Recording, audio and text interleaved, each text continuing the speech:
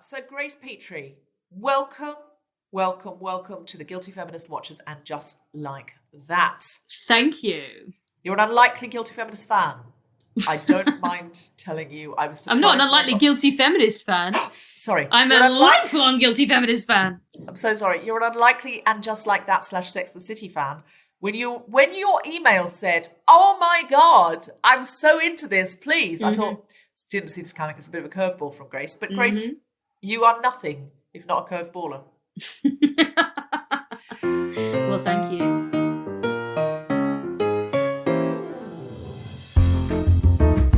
The Spontaneity Shop presents the Guilty Feminist Watchers and Just Like That, the Sex and the City rehill, with me, Deborah Frances White, and my very special guest, Grace Petrie.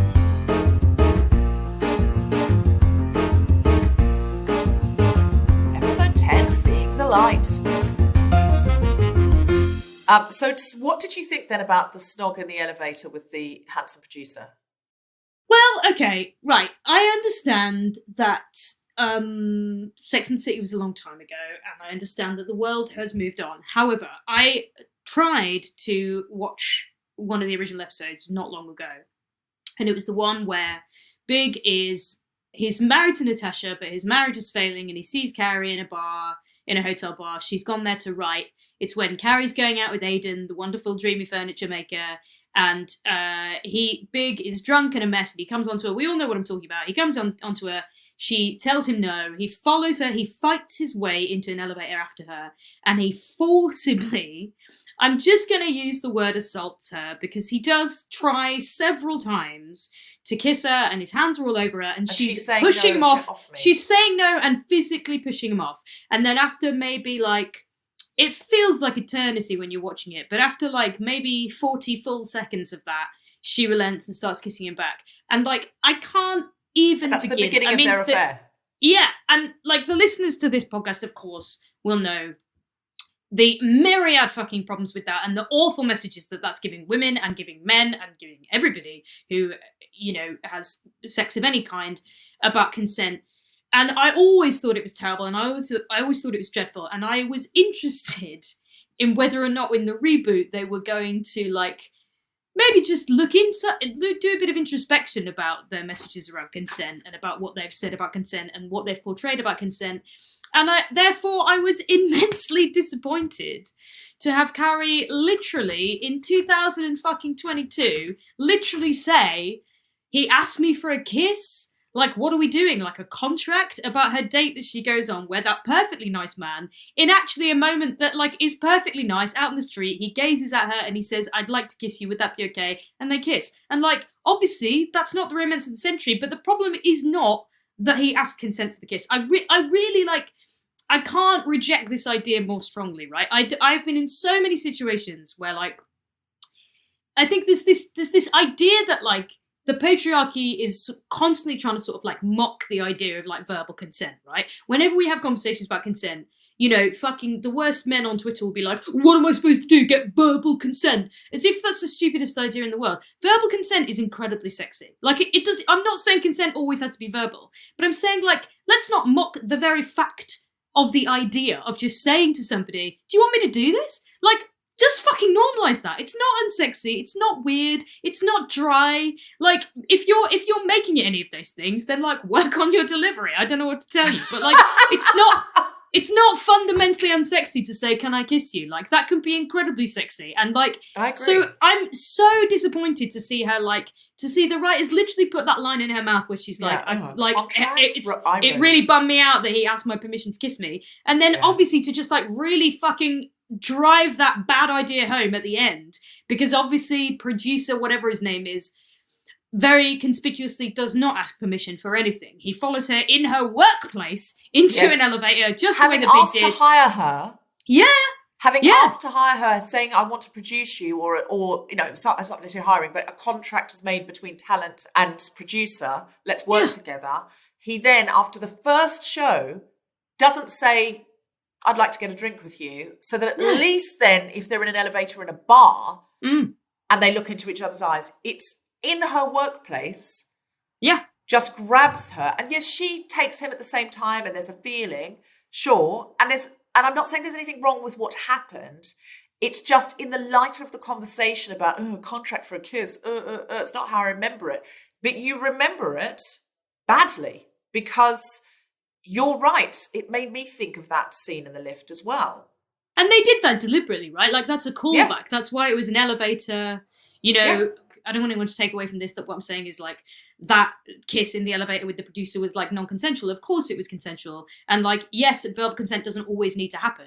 But I'm disappointed. I'm just disappointed. Like, in so many ways, I feel like the reboot, like, and just like that, is trying to show that they've listened to so many criticisms over the years. But this is such a fundamental one to me, I think, is that, like, there was a massive consent problem between Carrie and Big, like, a lot of the time. Yeah. And, like, most famously at the start of that affair in that horrible scene. And it just is disappointing that that's a thing that they would have, like, decided, I think, quite deliberately to double down on. Do you know what I mean? That they really have her, like, making this whole speech about how, like, lame it was that this, like, nice handsome guy asked to kiss her, and, like, therefore that's supposed to make us think that she's really into the guy not asking to kiss her at the end in her workplace in an incredibly inappropriate way. I mean, come on. Yeah, no, I know. It's such a strange thing because the problem with the teacher, Peter, is not that he asked to kiss her. It's that there wasn't real chemistry between them, and they were both grieving in the same way, and neither of them had the sexual energy, or neither of them had closure yet. That was the problem. If he'd been like, I really want to kiss you right now, and there'd been this, like, between them, that would have been, and she'd, like, leaned in, that would have been really sexy. It was it was the energy. It wasn't the request. And it's specifically a contract for a kiss is the kind of thing that men on campuses say, I suppose I have to have a contract for a kiss. Yeah. It's very strange language.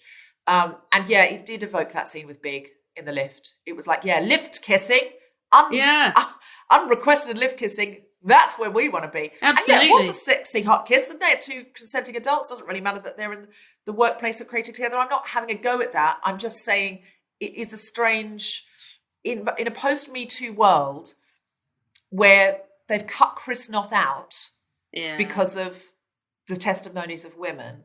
I am questioning that decision heavily.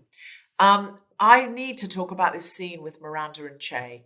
So Che and Miranda, it's been a very odd thing, just to catch you up. We had, like, sex on Carrie's kitchen counter. And then Miranda was really crushing hard on Che, DM Che never DM back. She was sort of chasing Che, and then Che was like, I'm really into it too. We were promised that we were going to deal with Miranda having to date someone who was polyamorous and had said so from the beginning. But then they cancelled that drama because Che said, actually, you're the only person I'm seeing. Okay. There were lots of promises that were not delivered on. But Schrodinger's polyamory, that is, really, isn't it? Yeah, it really, really is. Che then and Miranda are kind of figuring out the interplay, and Miranda saying, I'm doing it like a Meg Ryan film and I don't know how to date this kind of human. And I was like, well, how is it different? You know, I don't really know it, but I think there was an episode about Miranda playing into heteronormative ideals or something like that. That sounds like a laugh a minute. Yeah, it was just again this sort of otherness of, how do you date a non-binary person? Well, it's like if you're in that thing with them, like, for example, Che says to her, you're looking very pretty today. And she says, and you're looking whatever non-gendered word that I'm allowed to use for you is. And I'm like, you would know by this point. You'd say, and you're looking very hot. You know, like, you would know. Yeah, hot works for everyone. Do you know what I mean? Nobody doesn't want to be hot. Yeah, or, you're looking fine yourself, that kind of thing. Or sexy, or, whatever. Like, why do you have to go, I don't know a word for a non-binary person? You're in a thing with them. By now you do know, even if you were not sure at the beginning. So you know what they like, what that individual likes. And that's, I think, the thing about non-binariness is that, as Rock said, I just get to be me. And I think, and Rock said, I don't even want to be called non-binary. I just want to be called Rock, me, individual. And so it was so strange for me that by this point, she doesn't know the thing to say to her partner or the person she's dating exclusively. They're dating exclusively, and she doesn't know a word to say. So it was all very strange. Anyway, and apparently in love. Like, that was the word that was used this time. Is that the first time that word's been used? No. They say that Okay. they're in love with each other, and that's when she breaks it off with Steve. Oh, Lord. So, yeah. So here we go. She says, I'm going to meet Che's family. So, and then she goes into what she thinks is going to be a restaurant to have a meal with some members of Che's family. And this seems like a big step. When she gets there, it's this massive party for everyone Che knows, including her family. Miranda is sat between two grandmothers she's never met. Che gets on stage and sings California Girls, but with sort of reference to like down there, meaning, you know, I want to go down on some California girls. Then shouts, I'm moving to California or I've got a pilot.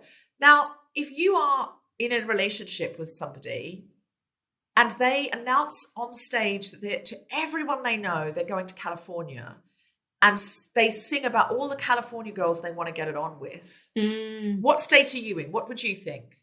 Grace, if you were dating someone early on, still finding your way with them, and then they invited you to a party, which you thought was a dinner to meet their mum, and it turned out to be them singing, I can't wait to fuck all the California girls, and then shouted to the whole room, I'm moving to LA, I've got a TV show. What would you feel? Well, I've been in that exact situation and it wasn't great. It doesn't really surprise me as much. My girlfriend, that was our third date. No, yeah, it's obviously terrible. Everything about it is terrible. And like, it's, man, it sucks because like, I'm predisposed to love gender non-conforming characters in things, right? You don't see very many of them still these days. So I was like, okay, this is good. And I was pretty, like pleasantly surprised. Obviously, Cynthia Nixon is queer in real life, very famously. So I was like, I think it's cool that they're going to explore that for the character of Miranda. And apparently Cynthia Nixon said she wouldn't come back unless Miranda did have a queer relationship. I love that. Oh, I love her. Hooray. But here's the thing. Here's the thing with that relationship. It's with the worst person in the world. Well, it's with somebody who, that's very manipulative to me. Because if you're sitting there, have prepared yourself to meet family and be on best behaviour and engage, and then you're sitting there with everyone, people presumably you know, you don't know, I think how I would feel is humiliated and dumped in a really embarrassing, humiliating way. And more than that, I'm watching someone boast about all the sex they're going to have. You know, they're not singing a song about I'm going to go and have LA. a lovely time. I'm going to go to LA and make loads of friends. They're saying like, I'm going to go and like Hollywood. Go down on loads of girls in California. Yeah, it's not for hooray. It's not hooray for Hollywood. It's not a song about this. There are songs about LA and show business and making your dreams and yada, yada, yada. It's not that. No. It's a song about going down on, literally going down on and all these California girls. And we know that Che is polyamorous, but at the moment exclusively seeing Miranda. So I'm like, this is a breakup. And then that person says to you, when you're in that state, I want you to come. Now you think, I am wanted. I was feeling bereft and grieving. I'm wanted. Oh, I'm definitely going to come. That's manipulative. Because if you say to them, one-on-one, I'm going to take you out for lunch, I've got something to tell you, very exciting. However, it puts us in a different situation. And so here's my great news. Please be happy for me. And I know you've got a big internship coming up because we're exclusively dating. So I know about your life and I care about your life. And human rights is very important to me and it's very important to you. So I want you to go and do it, but I also need you to know you're invited. I'm falling in love with you. If there's a way of putting that internship off, I would just love to have you there. You are 100% invited. Then that person can go from a solid, confident place. That person can go, okay, I've now got two options. One is love and one is this very important work I've given up my whole career for. And I need to make that decision. But if somebody makes you feel bereft and grieving and humiliated and then goes, no, you're wanted. That's why you follow them. And so that's why it seemed like a sadistic game to me. I mean, that's a description of Carrie's entire relationship with Big right there, by the way. Yes. But I only want you when I can't have you. And that's what I'm saying. Like this show, like that's our standard of like an everlasting love that this show has always presented to us.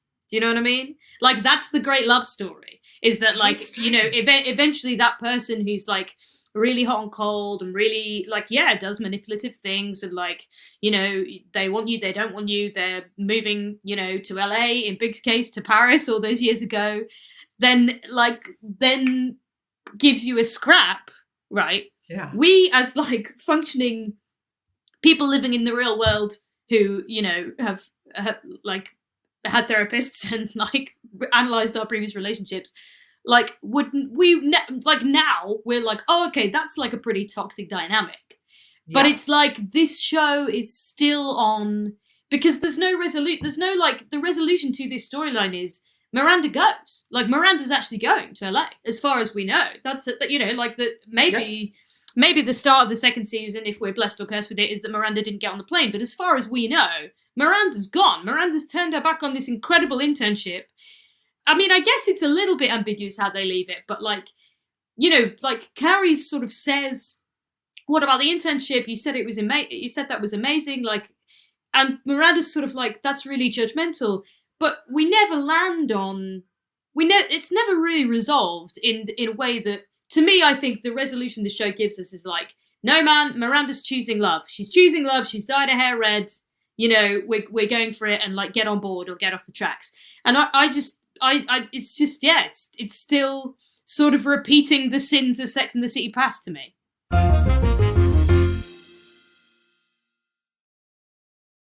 It's the lack of conflict that bothers me. People are flawed, and people sometimes absolutely need to put love over everything. Even this noble pursuit of human rights, there are times when people need to do what they need to do. And, you know, it's just the strange lack of conflict that I don't buy Miranda would have. She is a conflicted person. And I just think anybody has got to be conflicted if they've given up everything for human rights. And then, strangely, this 55-year-old woman has been given this prize internship. And internships don't normally go to 55-year-old women, but she's so amazing. And I guess she's got the heft of her legal career, and maybe Human Rights Watch are like, yeah, that's what we need. We need someone who's 55 and had this huge career in law. And yeah, we'd love you to work for us because you bring more than someone who's 22. I get all of that. But I don't really I buy her going, but I want to see her conflict. I don't just want to go, fuck human rights. I just find it odd. And I didn't want her going, fuck Steve. I wanted her to go, I'm so pulled. And that's, to me, is the interesting drama. And I just was like, she's going through some very strange midlife crisis / personality disorder, in my opinion. Sarah Mears, who's the actor who plays Che Diaz, when you put in Che Diaz, the first thing that comes up is a New York Times article, Sarah Mears is not Che Diaz, because the character has been getting so much flack for these kinds of behaviours. My guess is Sarah Mears is not going to come back if there's a season 2, because I don't think it's been great. I don't think it's felt great for them. So I don't know how they're going to play that out. But they tell Miranda to her face, when Miranda says, but you had time to rehearse a song, but not to just tell me. So I came into this space knowing what was going on. And Che Diaz says, what can I tell you? I'm a fucking narcissist. And I'm like, yes, there are signs of narcissistic behaviors here. I'm not here to diagnose anybody, but there are signs of narcissism here. And one of them, that is the strangest thing to do. If you really are in love with somebody, you don't tell them you're going to LA in front of everybody else and imply that you're going to fuck a lot of other people. And I mean, that all of it is so awful. Terrible. But it's so, I was out from the moment, you know, like in Jerry Maguire when he says, you had me at hello. You lost me at, I was expecting to meet your family, and, like, we're in a club and there's all these other fucking people there. I would be out the door. I find it almost intolerable when I'm meeting a friend who I know well for a drink, and I find out when I get there they've invited another friend who I also know well. I hate, do you know what I mean? Like, I need the terms of social engagement that I'm going to remain the ones that I consented to. Like, so I'm already out the door. And then also, like, surprise fucking performance. I literally am a singer, and I'm cringing out of my skin at the idea that anybody would ever, like, impromptu fucking sing a song to be like, I'm moving to LA. I just hate it. Yeah, I hate it. I think I hope that fictional character Che Diaz, not the actor who I'm sure is a lovely person, but I hope their pilot fucking tanks. If you got a big opportunity to go to New York, to launch your career in America, and you told me, not your lover, to be clear to the viewers who've wondered if we are the Ross and the Rachel viewers, we are. The viewers, the listeners. You don't know what a podcast is either. To the callers, who have we got on line one? To the listeners, I meant. I was thinking of the audience, the live audience who saw our incredible to the viewers and the listeners around Australia and New Zealand when we toured together. Some of you have wondered if we're Ross and Rachel. Hey. Upward of one person has asked me that. But if you got this huge opportunity to go and, further your career in America, and you said, and instead of just saying to me, Deb, I'm so excited I'm getting to go to New York, you invited me to a party and got up and sang Start Spreading the News. I would think, oh my God, Grace. After not telling you it was a party. If I was like, Deb, come and meet my mum. You're coming for dinner with my mum, and you got there and it was like a party that I was singing New York in. The argument then that Miranda has with Carrie very much almost replicates the argument that Miranda has with Carrie when Carrie announces that she's going to Paris. What are you going to do? Just eat croissant? Yeah. And she says, what are you going to do? Just sit in a little audience and laugh all day? Yeah. And it's almost the same argument. But again, they don't reference it. She doesn't say, when I tried to stop you going to Paris, you said, I need to go and live my life. Yeah, and look how that worked out. There is no reference to it, which I think they don't know how much we would love them to know their own history. Well, I guess they didn't have time to reference it because they had to work in an incongruous interruption from the trans rabbi. What are we doing? Seriously, what are we doing? Like, what are we doing? That was the worst thing. That was the worst thing. And listen, I mean, I understand that in the modern age of terrible transphobia that we live in, sort of good on the show for specifically wanting to be like, hey, we're just going to make it very, very clear that our position is trans inclusivity. I kind of respect that. But I just don't think that you need to do it by having the trans rabbi come out of the stall and go, as a woman, I'm going to put myself in the middle of this argument between two lifelong friends who I've never met before. What? And in the same way that I'm not dissing the trans rabbi or the actor who played the trans rabbi. It was a lot of fun, and I guess I should just not take things so seriously. But again, we can have queer characters and things who aren't just snapping their fingers and sashaying through every single set.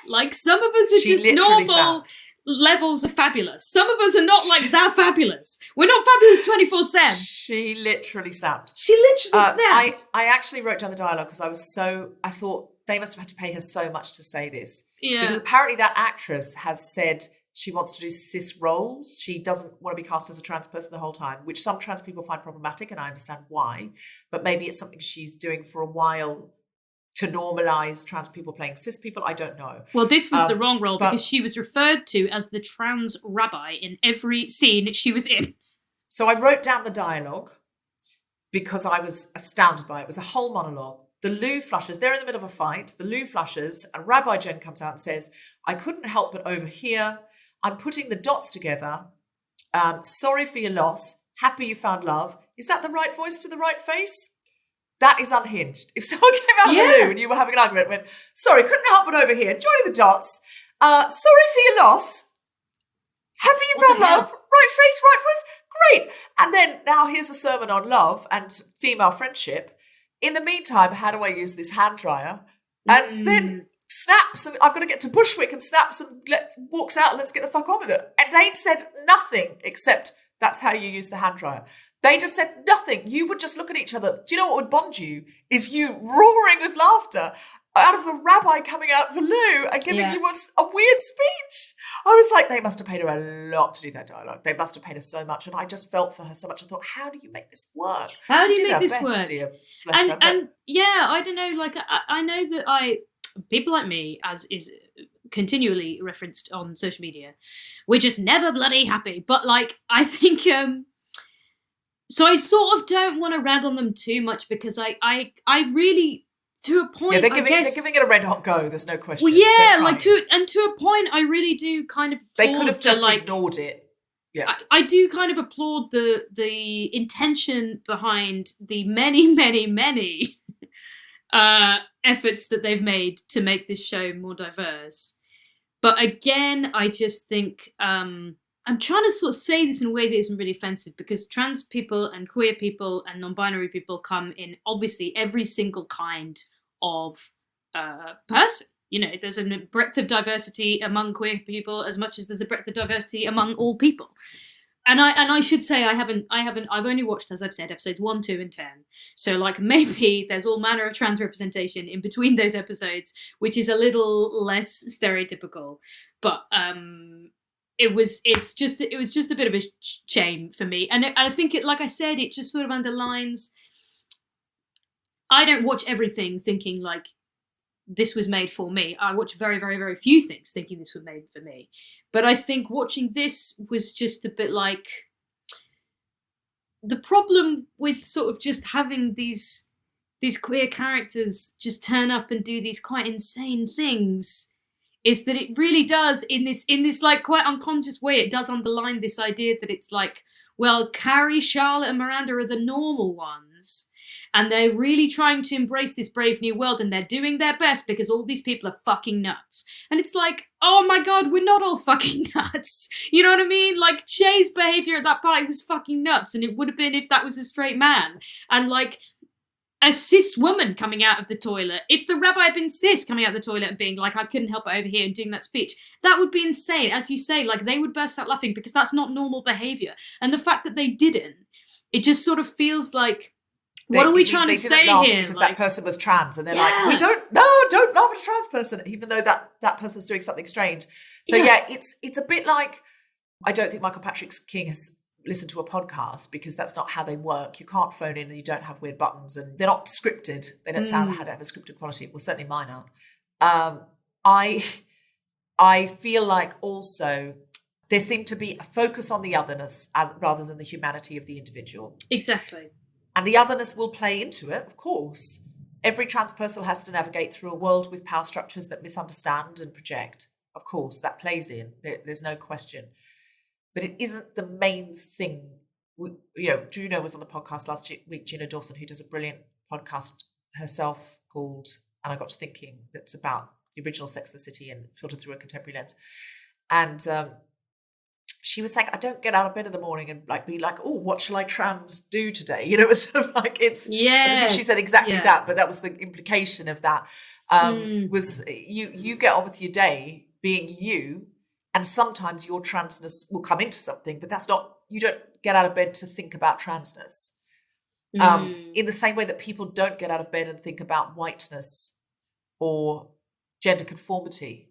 You know, I don't get out of bed and go, another Caucasian day, you know, it's just, or another day being a woman, or another day being 5'9", I guess. My 5'9" is really gonna come into play today. Now, sometimes it does. Sometimes I want, you know, I feel like a very tall woman in a specific situation, or I'm asked to reach something off a shelf. But not an experience I can relate to, you know. And finally, given we're at the they-mitzvah, how did you feel about this storyline where Rock doesn't want to be they-mitzvahed, but Charlotte misses all the signs and throws a $10,000 party anyway? I mean, again, I guess if this was led up to in the episodes I didn't see, maybe it was vaguely a little less random. I just think, again, it's the same thing. It's like I'd like to know what's going on in those kids' lives. I'd like them to have lives that aren't just about, exactly as you say, like it's the same thing, isn't it? It's like I can tell you one thing about Rock, and that's they're non-binary, and they are non-binary. They are fucking non-binary. That kid's non-binary. Did you hear? The kid's non-binary. Did you get the message about the kid being non-binary? And I don't know anything else about that kid. Like, it's a shame. Like, you know what I mean? Grace, can I correct you? In this episode, they said they weren't non-binary. They said, I don't want to be. So sorry. I don't want to be a girl. I don't want to be non-binary. I don't want to be Jewish. And I don't even I don't even like. I don't. She was saying identify as. I don't even identify as a New Yorker, and that was a good joke. That was like an old school Sex and the City joke. The parents, that was the one they gasped at. Like, I'm not a New Yorker. That made me was laugh. pretty good. But that was the joke per show. There's a joke per show now, and I enjoyed it. And I understood what they meant, and I quite liked seeing. I thought that was the best moment of the show. And Rock saying, "I'm 13. Can't I just be me?" Like actually at 13, do you know you're a New Yorker? You might in your heart think, this is what I do, and we get around and we do all the noise. But in my heart, I was brought up on the beach in Australia. All I did was read books about London and wanted to live in a big city. All I did. I never identified as a Gold Coast girl, as a Queenslander, even as an Australian, really. I just didn't. I now love going back to Australia. I really enjoy it. And I do find there is a piece of Australia in me, and there's a home centering there for me, but it's not by any means the whole of me. And when I was there, I felt a huge resistance to it. So I absolutely understand that, not identifying as where you come from. And I loved that. Just because your parents live somewhere, just because the world tells you your agenda, just because your parents are Jewish and your mum converted and took that very seriously, and it's important to your dad, doesn't mean you feel it inside of you, and you might not be that person. And I thought that was a really lovely speech that she gave. I don't like the child centricity of this show, where there was a whole thing last week where Lily was trying to put in a tampon and upstaging every moment, and like people not telling their children or their teenagers, okay, you need to wait. The whole world isn't about you, because you're raising some incredibly unpleasant people who then have to move into college dorms and get relationships and move into flats. And it's all about me. I don't like, I'll buy you an Oculus, I'll buy you whatever you want if you'll just go out there and say a bit of the Torah. I hate all of that. I'm like, I want a father to say, your mother's worked very hard on this. You needed to say before now that you absolutely weren't doing it because she spent the money. And you need to do something. I don't mind if you go out there and say, this isn't for me, but this is how I feel. But you need to do something now because your mother's worked hard on this. And or say to Charlotte, I don't think you listened to her. You didn't hear her. She told you she didn't want this. We're now going to have to find a way out. But not to kind of go, I'll buy you things. I found that. But, also what people in stories they don't have to behave well. As long as the moral of the story isn't this is how you should be. Yeah, and when I watched the original series when I was a teenager, my best friend and I at school watched it together, and she was always taking the piss out of me for being a massive Charlotte York apologist, because I was in love with Charlotte in the original series. Like, she was the one that I really fancied. So you're not a Charlotte, you're a Harry. No, I'm... I mean, that is not a way that I would identify myself, but yeah, I don't know. But stuck on Charlotte. Stuck on Charlotte, I guess. But I think again, like, I think if they hadn't sort of got so clouded by like the gender lens and like trying to say whatever they were trying to say about gender identity, I think there's like maybe quite an interesting story. There's a more interesting storyline to me there about like the expectation of a 13-year-old to make a very serious affirmation of a faith, right? I mean, I was brought up Catholic. When you're in the Catholic Church, you will get confirmed in your teens, when you're around 14, 15. And I didn't get confirmed, and it wasn't a big thing in my family because, by the time I was the age that I would have been confirmed, my Catholic grandmother had passed away, and she was the one that it would have meant a lot to, you know what I mean? But like my elder siblings got confirmed, and they didn't really believe in it, and none of them are practicing Catholics today. And like, I think that like I would have been like, because Charlotte's been on such a journey. Your mum when she listens to this podcast. Oh, there's nothing left in the world that could shock my mother, believe me. But I think because Charlotte's been on such a journey with the Jewish faith, and that's been a really interesting arc for her character over many decades, and I think it would have been, I think that would have been a more interesting conversation maybe to like allow Rock, non-binary as they are, if they are, to just like that not be a thing, not be a part of this, like maybe have them, just maybe have them like have a crisis of faith or like what does that mean to be, in a very sort of what we've perceived to be quite a devout Jewish family, and then be 13 and be like, oh, I don't think I believe in this, and like have them have some kind of, I think there was an opportunity missed for some like actual interesting drama there. Yeah. And instead it was just like, oh, Back to trans non-binariness.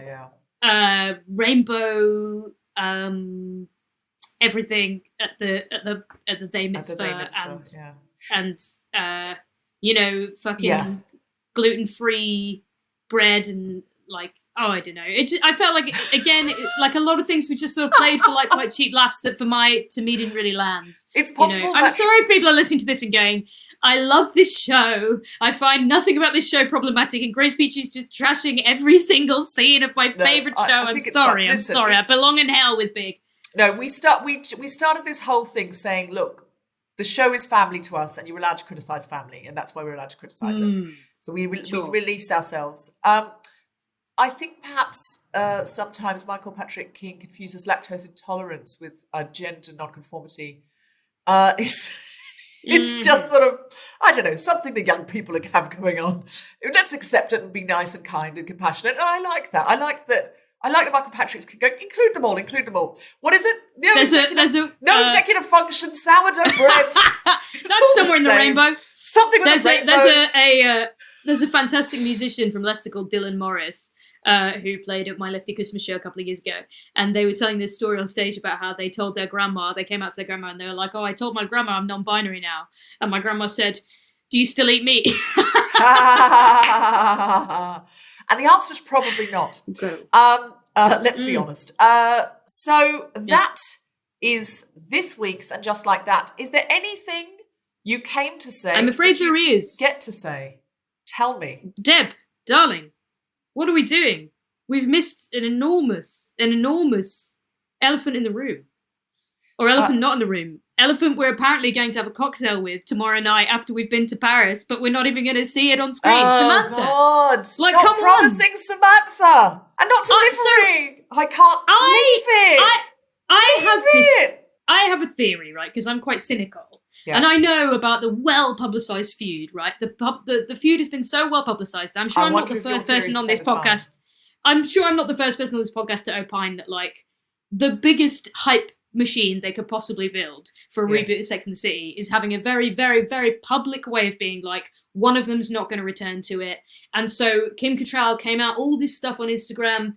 I'm too cynical, I suppose. I believe that all of these things... Do you think it's a conspiracy theory? No, I don't know if it's a conspiracy theory. I just think that, like, I know there was some real stuff that went on there, I'm sure. Very but if personal there was, insults. And it's one thing for Kim Cattrall saying I'm not doing it, but very personal stuff going on online. Right, but exactly. So, okay, just come with me on this little adventure, right? Come with me on this journey. Kim Cattrall has, like, literally said these incredibly horrible personal things, like we've said. SJP is like executive producer, right? Yeah. Like, are they really? Like, if you and me had this ridiculously public spat, we tore strips out of each other on Instagram, and then you started a new podcast or a new show, or whatever. Why would you make this choice? Like, they could have said in the first episode, "Isn't it sad that Samantha died?" And that'd be the end of it, and nobody would ever say anything else about Samantha's it. Moved to London. Instead, just move away from talking about that put it into Seema, put it into the new. Seema's sort of, I think, the best candidate for the new Samantha. They're going between Seema and Anthony being the sort of, putting the two of them together, trying to make it fashion a Frankenstein Samantha out of Seema and Anthony. It's kind of working. You know, Seema's answering the phone in bed. Anthony's making the wise cracks and going, you know, fuck 'em, baby, you know, all of that.